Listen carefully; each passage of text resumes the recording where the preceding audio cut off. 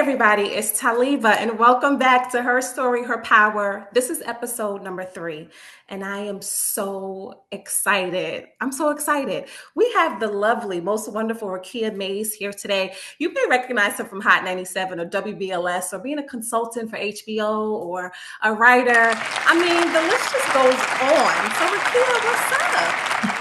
What's going on? How you doing there? So listen, first of all, I just want to thank you for taking your time. You know, we had some technical difficulties, but she's here with me today. I really have to point this out. You may not remember this. I'm sure you don't remember it. But Okay. years and years ago, I met you at a BET Awards. I was Okay. introduced to you. I was introduced. Which one? Oh no. Girl, I don't even know. It was a long time ago. But I was introduced to you by a lovely woman and her husband at the time. You know them? Yes. Yeah, those are my people. So yeah, I remember you from there. You were very down to earth and very nice. And so that's and you know that saying, like, you remember first impressions about people? Yeah. I definitely remember that about you. You were very gracious. I'm glad. Thank you. Thank So you. thank you for And being look at you now. here. Trying to do it. But listen, I'm just so grateful. I think when I think about women in media, Yeah. you pop up. Mm. You pop up. You're a staple. Specifically, I want to talk a little bit about your time on the radio and then transition to your time writing. So tell me a little bit about your experience on Hot 97. Hot 97 was an unforgettable experience. It's you know, I didn't know that it was going to happen the way it happened. And there I was, you know, I started my career in college radio. When I was at Hampton, and you know, I was playing hip hop. I was playing underground hip hop. That was my thing. And you know, but I wanted to be in New York. I'm a Jersey girl, and so yeah, so ended up, you know, working at Vibe, and you know, was an intern and was freelancing, and found my way on the radio in New York at City College. Oh, okay. Yep, a really dope radio personality named Mecca. Mecca had moved on and stepped down, had done some bigger and better things. And so I took her spot and was still doing what I was doing, underground radio, hip hop. And I remember somebody say, you could be like Angie Martinez. And I was like, I never saw that. And I was like, I don't want to be Angie. I want to be Raqiyah. Right.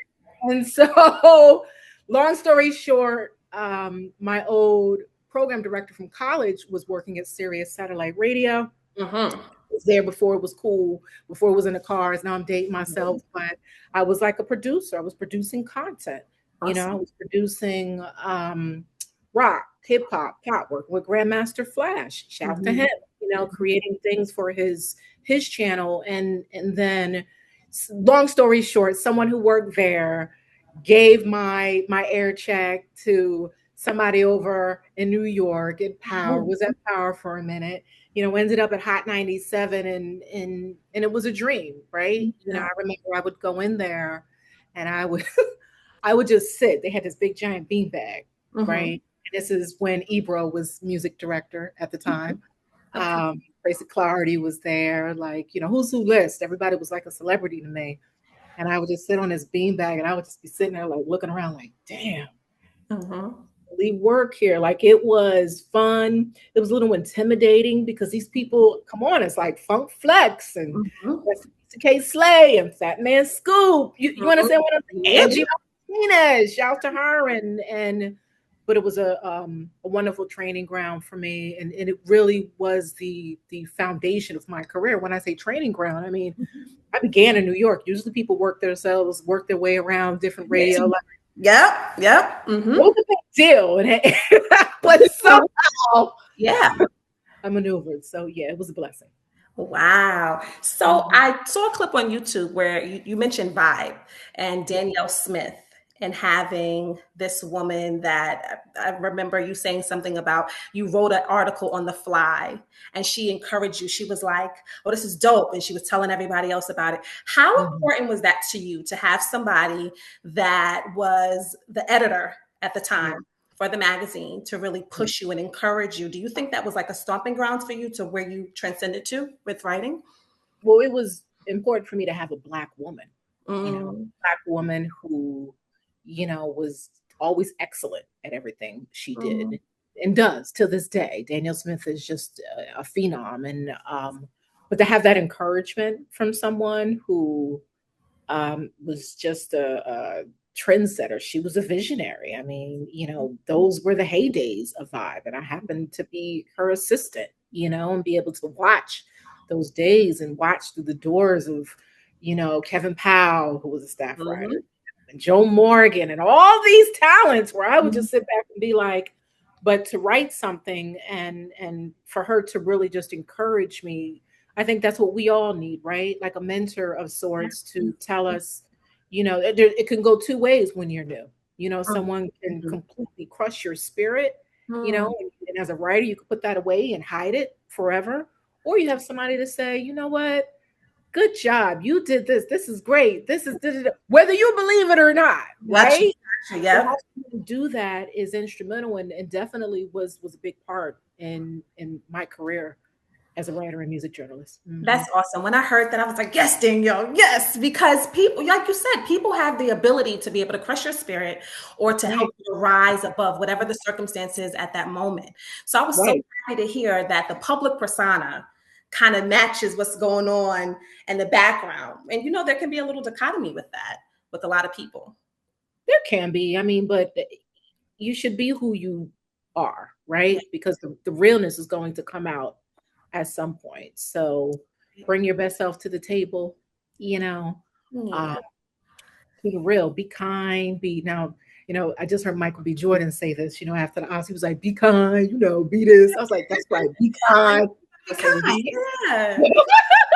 But I love bring that. your A game, Hmm. right? Bring your Yep. A game, but still just you know, I say work to be as grounded as you can, humble as you can, work to be nice to everyone on the come up, you That's right. know, because not just because you never know where they might be Yeah. in 10, 15, 20, which is true as well, but Mhm. also because that's the right thing to do, right? Mm. Do to others as you have them do unto you, right?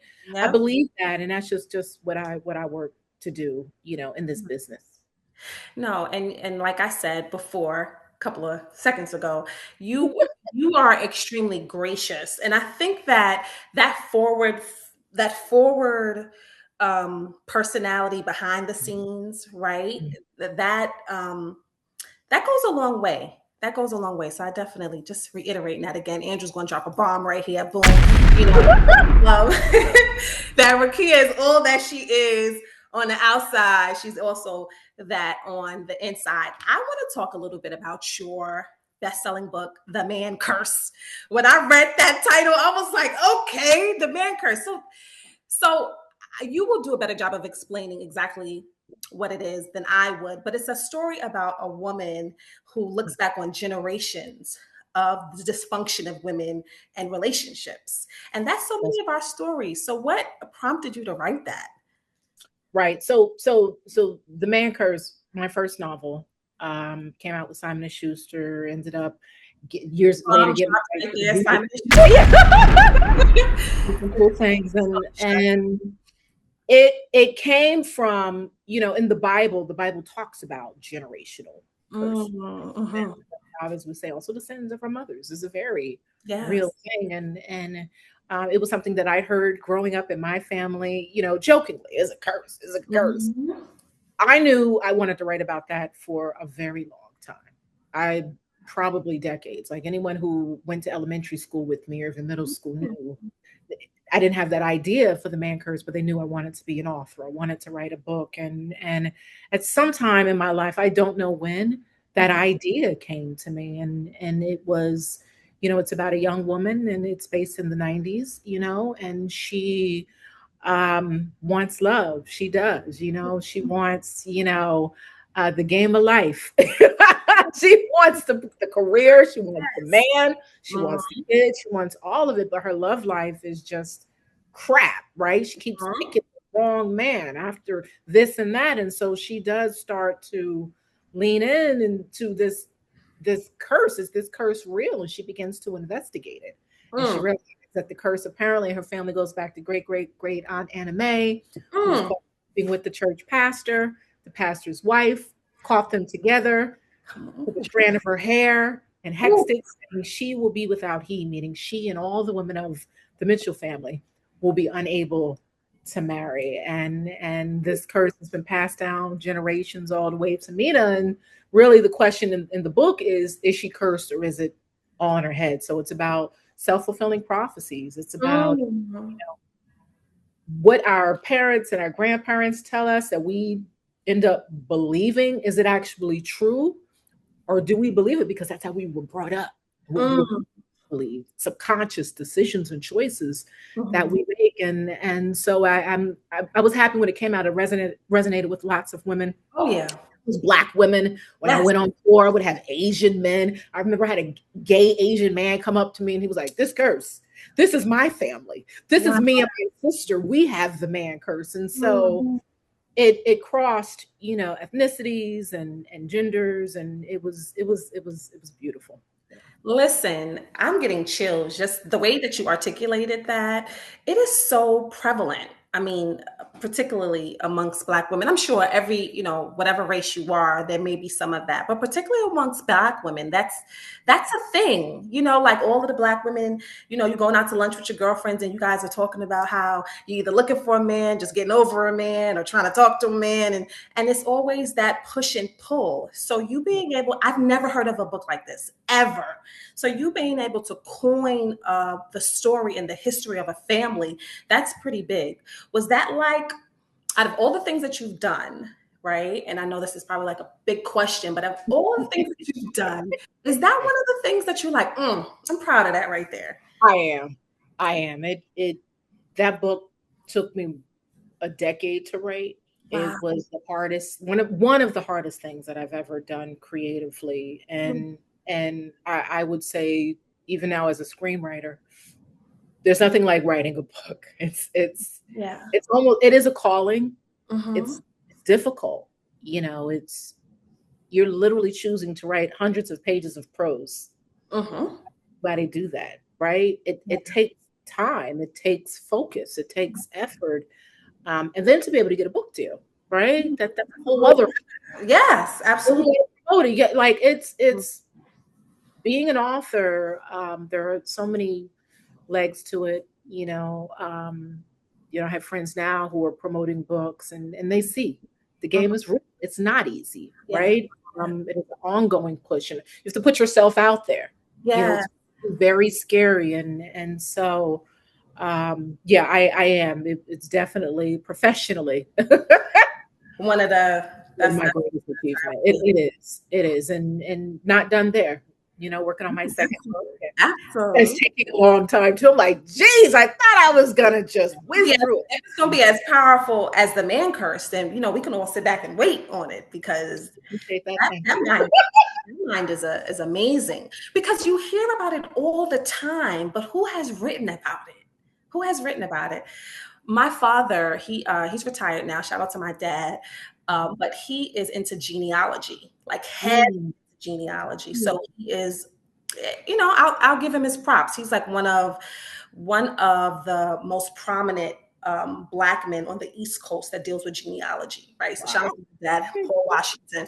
And so he talks about that. He talks Mm, about, like, where do you get some of these personality traits from? Where do you get some of these ideologies and these ideas about life? Let's go back and look at great grandma, or, so yes. it's a big topic. It's a big Yes. topic. So I think that your book, that helps to like give a name to what so Yes. many people feel, Yes. so Yes. that's Yes. That's you mentioned, interesting. yeah, you mentioned being a writer. So Raqiyah is also a consultant for HBO, and that's Mm. like, that's pretty. That's actually pretty big. But before we get there, I wanted to ask you, what does your name mean? So Rakia is Arabic. It's a Muslim name. It means high vision, highly empathic. At the time, my parents, when they were together, they were practicing Muslims. They Mhm. were both in the Nation of Islam at the time, and they found it in a book, and so Raqiyah, Muhammad's daughter, but even you can break it down, Raqiyah, right? Yes. Sun, energy, life, God. Mhm. But it's interesting. I've heard a lot of different things. I I remember, I was in my 20s and I was traveling the world. I was like, I'm gonna go here. And then I ran into these guys and I was somewhere. They were like from Israel. And they were like, oh, Raqiyah, Raqiyah. Don't do the accent. That's not great. But anyway, no. So they were like, your name means sky. You're Sky. So they kept calling me Sky every time they saw me. Mm-hmm. And so years flash forward, years later, I'm in New York, I'm in Times Square, and I was looking for some place, right? A venue. Could not find it. So I Mm-hmm. walked to this bar and I'm like, where's XYZ address? Blah, blah, blah. And they're like, what's your name? And I said, Raqiyah. And it was this Albanian bar, right? They were like, Mm-hmm. all the bartenders are like, you know what her name is? Raqiyah. Raqiyah. They was like, do you know in Albania, Raqiyah is like a high priced vodka, like a top shelf, really Mm-hmm. intoxicating, expensive vodka. And I was like, oh, okay. Highly empathic, intoxicating vodka, Sky. Yes. Vision. Yeah. Your name is it's also pretty captivating. It is like your name is memorable. Like I've never met anyone with the name Rakia before. It's It's beautiful. beautiful. And I was actually talking to my dad again this morning and I was telling him I'm having Raqiyah Mays. He's like, it's interesting, Raqiyah. Like that goes before you. That goes before you. Growing up, I know for me, like nobody ever knew how to pronounce my name or read it for some reason. Now it's easier. Like people are like, oh, Taliba. But did you have that where people didn't know how to say your name when you were growing up? That's like part of Part of being, that. Yeah. right? Part Yeah. of misspelling your name, people telling me that there's a U in my name, Mm. you, right? And then me Mhm. saying, no, it's not American. This is not an Yeah. English name. It's okay. I specifically remember being in kindergarten and trying to write my name and falling out crying because I could Oh. not write the Q in my name. I was so upset and frustrated that my mother had named me something so difficult, but I've grown to love it. I also have I met any Rakiyas? Maybe one. It's Mhm. Rokaya. Okay. Met a Well, lot it wasn't even pronounced the same way as yours. Yeah. Wow. very yeah. So yeah. Wow. That your name it brings a lot of light. So I had to ask you about that. I didn't want to forget about that. Okay, so sky, high price vodka, empathic, all of those things. You exhibit that like everywhere you go. So tell us a little bit about HBO. How is it working in that capacity? Sure, sure. So, when I first moved to LA, I actually came to LA with that opportunity. Oh. Man, how did that happen? So I have a friend, my good friend, Shavar Jeffries. You may know him. He's a politician in New York, and he's just does some beautiful things with the school board. Um, and he called me up and he said, Rakia, he's I got these dudes. They want to come to, Newark, talk about they making a TV show throwing around HBO. I don't want to deal with that. I don't know who these people are throwing names around like Matt Damon. Okay. You want to deal with them? I said, well, that's what's next for me, screenwriting. And he was like, yeah, I remember you saying that. That's why I'm bringing it up to you. He was like, why don't you talk to them? Because they asked me all these questions. I ain't got time for that, right? I Mhm. was like, all right, shout to Siobhan. So he puts the producer of the project in touch with me. And the producer's like, yeah, Shavar says, so what they needed, it was for a show at the time that, without telling too much about it, but it was focused on Newark, New Jersey, Mm. where I was born, Mhm. right? And my family's from. And so they needed people to interview for Mhm. research for this particular show, and having family from there and knowing a lot of people in Newark, I Yeah. was able to get them the people that they needed. And so they were actually going to Newark to do the research. They were on the ground for several weeks, and I was Mhm. able to do quite a few interviews for them. um, that turned into a consulting opportunity. Mm. Like, do you want to work on this show with us? It's centered a black woman in Newark, you Mhm. know, Yeah. HBO. Damon was attacked. Like it was a big deal. And so I said yes. I was honored for the opportunity, and the showrunner was Ed Burns, Mhm. co-creator of Wire, uh, Mhm. which was a blessing to be able to really work with him, and just to have that opportunity. So yeah, it was great. I love those humble connects. So you see how your friend, a politician, is like, yeah, and it's not that big of a deal, but it's like in alignment with everything that you're doing and walking in. I That's love right. those connects like that. It's like, it's not a huge deal, but it's just something Right. about this person. Let me just line them up right quick. Yeah, yeah. I really like that. So have you seen, because like some people, um, it takes them a lifetime to kind of Mm. walk through the doors where they have dreamed of, right? Your career Right. is like seamlessly, you're just walking into the light of everything that you have. So before, when you first got started, did you have an agent? Did you have like what you just showed up and it was No, like, no. In all parts of my career, I've had to work to maintain, but the mhm, opportunities that have come to me, I feel like I've manifested, right? I'm very big on mhm. manifesting, very big on, and I believe it, like I'm Yeah. big on vision boards, I'm big on affirmations. I'm in the Mhm, process of putting together a new vision board now for mhm, another. I'm big mhm, on meditating, I'm big on um, reading books that keep me in that mindset about manifesting certain desires and manifesting certain creative things. mhm. I've read The Artist's Way multiple times. I would Ooh, suggest that to yeah, anyone. Life changing every yeah, time I've read it. Something yeah. happened in my career, and so and finding representation. I don't think I found. I had a book agent. I had Mhm. when I got the man curse, but I got the deal before I got the agent. You understand what Wait, come on, wait. We got to drop a bomb on that. You said she got the deal before she had an agent. I think Yes. that's big. Like, so you're walking already in your purpose. You're doing whatever you have to do, Mhm. and then comes the people. Like, I like to think of it like that. You're already walking in your purpose, and then comes everybody. Like, oh, I got this for you, or this might be happening, or you know what I mean. So, is that kind of what happened with you in that process? With my book, yes. With my screenwriting, a little different, right? Yeah. I got the consultant opportunity. I didn't have representation. That was literally all about who you know. You Mm, know, that mhm, show brought me into another room to work with him. I didn't have representation. That was because I did great work and he liked me and he brought me into the next room, got right? it. Got Um, it.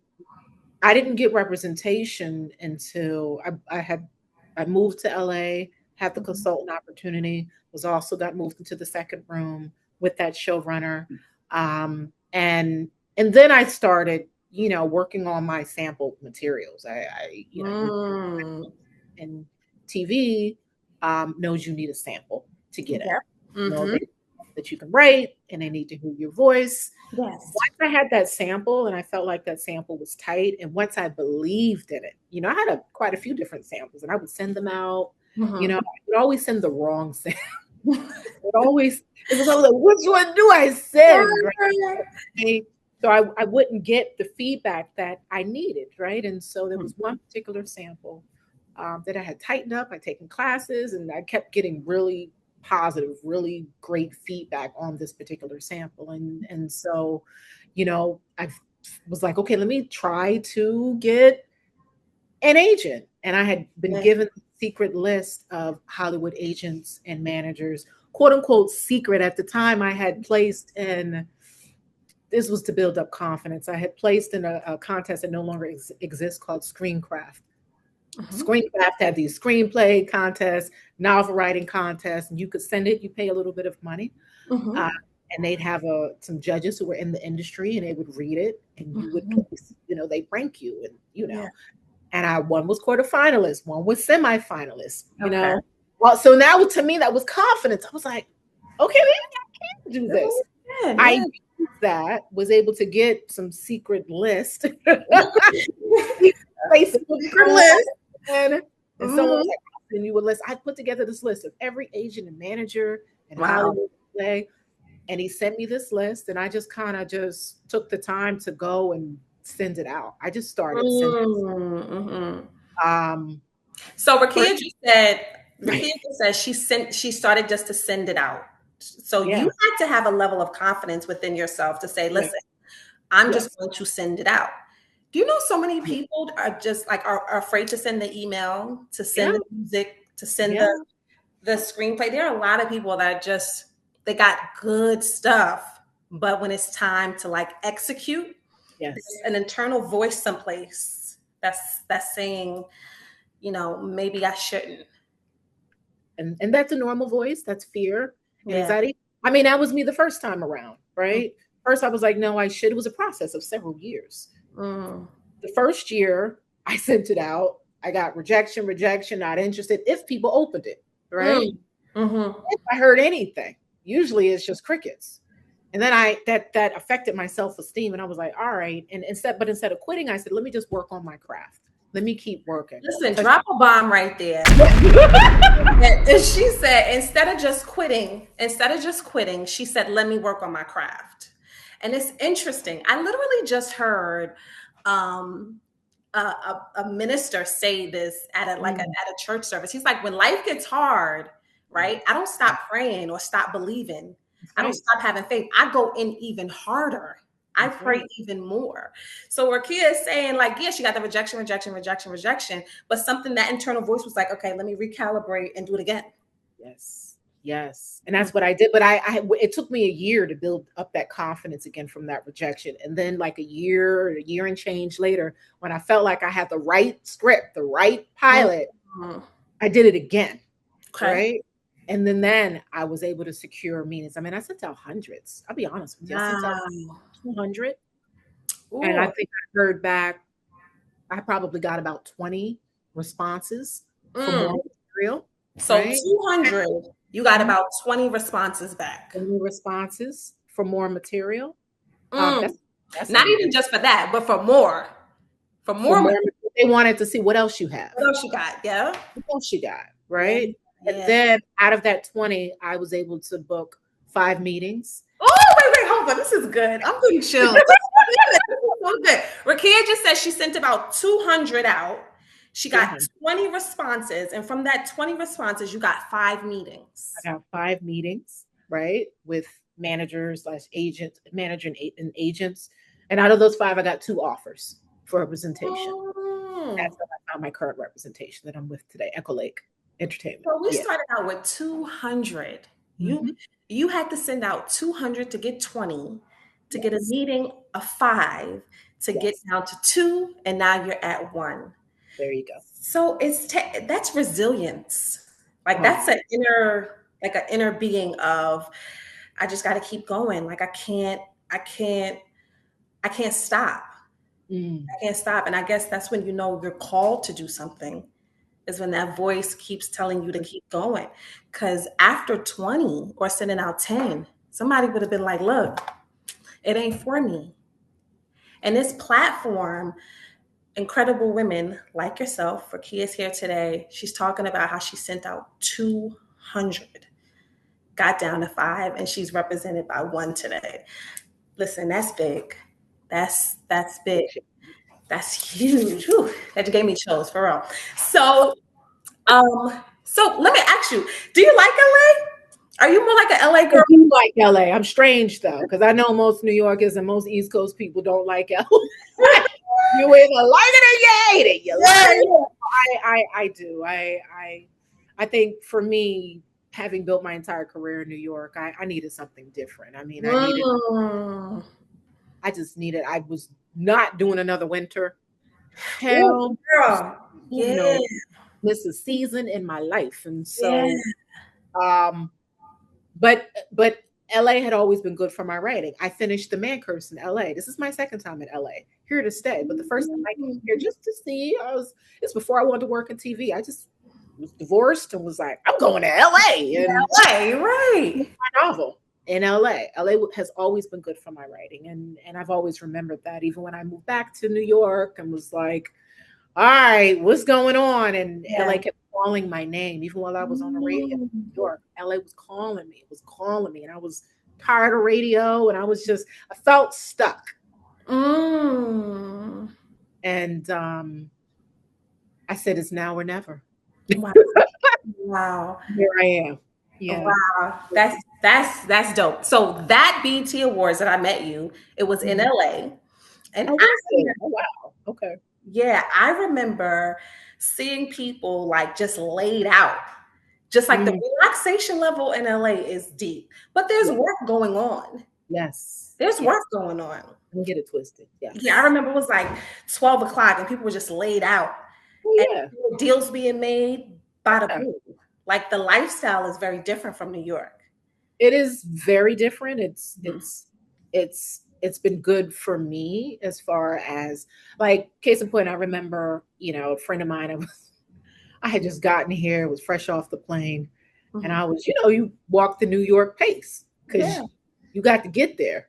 Not for any reason, you just got to Gotta get get there. You gotta get there. Yeah. No. I was walking all fast. He was like, "Why are you? Where are you going? Where are you running to?" And I was like, "Oh, you're right. You're right. Like, Yeah. slow down." Like, people look at you funny if you jaywalk here. That Really? is the most bizarre thing. It's very strange. Like, Really? people will stop and be like, like, there's no cars. I'm crossing the Right. street. Hello. It's a slower pace. The slow Definitely a slower pace. pace. Yes. Yeah. I Yes. remember when I was there, I was like, I don't know if I could live here. Like, because I thought at that time in my life, I thought I needed some like external stimuli in Yeah. order I don't know, it was weird. Like in my head, I had to have like something going on, something Yeah. Yeah. outside of Yeah. me just being able to create. Mhm. So, but It's not now, for everybody. yeah, now I just need to go and visit and try to like just see if that vibe is because I'm a mom now and I hear you. life is very different and it's like okay I need to slow down a little bit. I So hear you. it's been good Yeah. for your writing. Well, East Coasters, I believe, do well in Mm-hmm. LA because we have a natural hustle. That's how we are at Got home. you. Right? It's like Hmm. this. I think add that to the finesse of take your time. You could Yeah. do very, most of the people I know from the East Coast have done really well here. Wow. East Okay. Coast people have cracked one another out Got here. you. Yeah.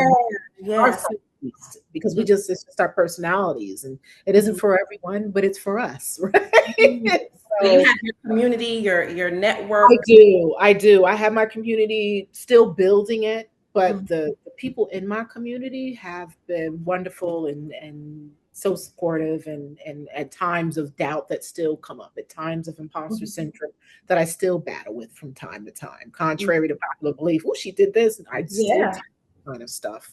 Yeah. It's when the community comes and just reminds you of your greatness, and it's necessary. So, That's dope. You spoke about the artist way, mhm. and I was gifted the artist way by Timor. And yeah, yeah, I was gifted the artist way by Timor, and it changed my life. Great. Like in Yeah. any time I've gotten ready to do something that I thought was impactful, I go back, Mhm. I go back to the artist way. So Yeah. as a Yeah. natural born writer that you Mhm. are, you mentioned the book, you mentioned the artist way. How has that like helped you to navigate? I mean, each time I've read The Artist, I've read it quite a few times. I don't know how many times. I read it when I was working at Vibe and before I got into freelance writing. I wanted to be a freelancer. And Mhm. my freelance career blew up. Then Mm, I ended years later reading it again. Um, by the end of the book, I was on the radio New York. yeah, Right? I mean, drop a bomb. That's literally how it works. Works. That's how it works. And so, and now I'm reading it again, being Mm, specific about it, and you have to be committed to it because yeah.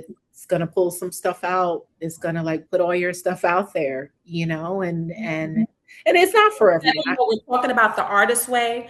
Yeah, I yeah, can't even I can't even give a one liner about it. But if you're an yeah. artist, if you're anybody that's doing something where you're putting yourself out there, like Raqiyah is saying, it's something that you might want to look into. The artist way. And yes, and if you're in that place, sort of like that meantime place where you're just kind of like, what's going on with my life? What's Mhm. going on? You feel pulled to do something else, but you feel stuck. Got it. That's when the book is for you. When you like you're just kind of like unsure or Yes. unclear, and you want more creatively, but you Mhm. don't know how to go about and get it. Yes. That's when you read it. Yeah, it's a game changer. It's Yeah. it's a it's a game changer. So I'm always appreciative of the artist way. Mhm. So, Raqiyah, tell me just a little bit. So, not where do you go, but what is opening up for you right now in your space in life at this point? I appreciate that. Right now, it's all about screenwriting.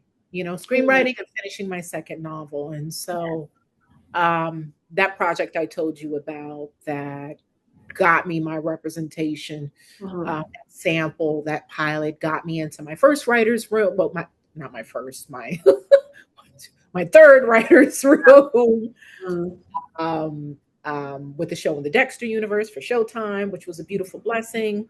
mhm, Uh, that's also recently been attached to a producer. You know, mhm, we'll see where that goes for more for a TV project, and also working on my second novel. And right now, those are the two most important things to me.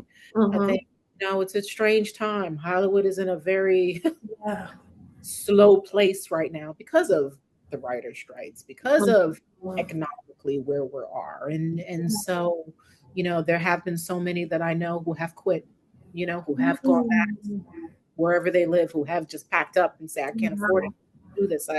You know, I always like to say, this is the game of attrition, Hollywood, and Mhm, it's the last man standing. Many people out here, it's taken them 10 years and sometimes more, to mhm. feel like they've got traction. And I think, um, before the strike, I was like momentum, and the strike was like, I was like, what is this Yeah. thing? Yeah. Yeah. Finally, I'm starting to feel more Mhm. momentum. But while it's still slow, it's up here, It's up right? there. Many of us Yeah. not many of us were in a very sort of slow, woe is me space because of Mm. this, because things had stopped, because there are fewer writers' rooms, because fewer of us are getting hired, right? Wow. Slowly transform back to here where I'm like, I can again see a clear path of where I'm going, what I'm going to do, what I need to focus on. And if it feels good, I'm thankful for it. And that leads me to my next question. You kind of talked about it just a little bit, but where do you go within your body to Mhm. kind of be able to draw? This is getting deep, but where do you go within yourself? Do you go into your mind? Because you said you were big on manifesting. Like, tell Yeah. us how does Rakia manifest? Um, Meditation. Okay. It's harder these days because I also have a child. I have a young son, so it's harder to find time to actually do it. So I think it can make it more powerful because you have to be intentional, right? Mm, You have to see it. You yeah. have to. I think right now it's about big on audiobooks or different things I listen to, to keep my mind. There's enough traffic out here in LA that I've got plenty of time to listen to something that'll help me manifest What would the traffic? things, quick little things sometimes in the morning, longer things on the way, when I'm driving or wherever I'm going. So that's a big thing. And I think it all, even anything that you read, anything that you listen to, it all Yes. goes back to visualization, right? Mhm. Visualizing, seeing where you want to be, writing it out, and also not being afraid to kind of um, look those fears head on and Mm. look at them and be like, okay, where is this coming from? Why am I feeling like this? Where is this coming from? Yes. And challenging yourself to push through. So it starts with that intentionality, if I'm hearing you correctly, and the meditation, and then visualizing. You mentioned doing your vision board and how important the vision board Yes, was. So, yes, wow. Okay. So we want to be intentional. We want to be intentional. We want to get that quiet time in, and we want to have a visual representation of where we're trying to go. yes. That's right. You need it because I listen. I feel like we are all children of God. That's what Yeah. Christianity, whatever you follow, we're children of God. If we are children of God, then that means we are God's. You Mm-hmm. hear it's God in me, it's the God in us. Within So me, yes. we have the power to manifest. We have the power to make things happen, to make things Right. come true. So, but this the way the system in this universe is set up for us to forget that, to forget Mm. it. or set up that little thing on your shoulder telling you no. Don't, Mm. it's not good enough. Mm-hmm. Don't post Mm-hmm. that. Mm. Come on. Don't record that. Don't Mm-hmm. write that. Ooh, Yeah. your family's gonna be mad at you. Yep. Mm. Mm-hmm.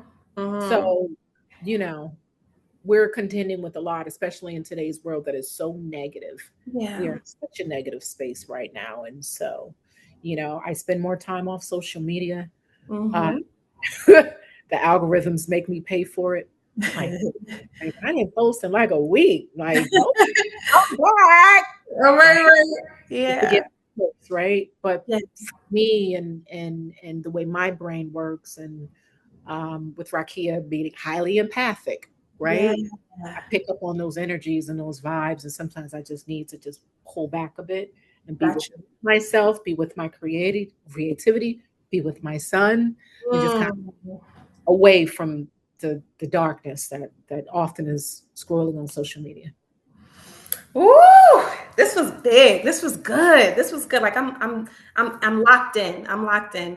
So we're here with her story, her power, with the wonderful, talented, and beautiful Raqiyah Mays, who is just talking about being intentional, having Mhm. a vision for where we want to go, and cutting off the outside noise. So when you think Mhm. about her story, her power, last Mhm. question.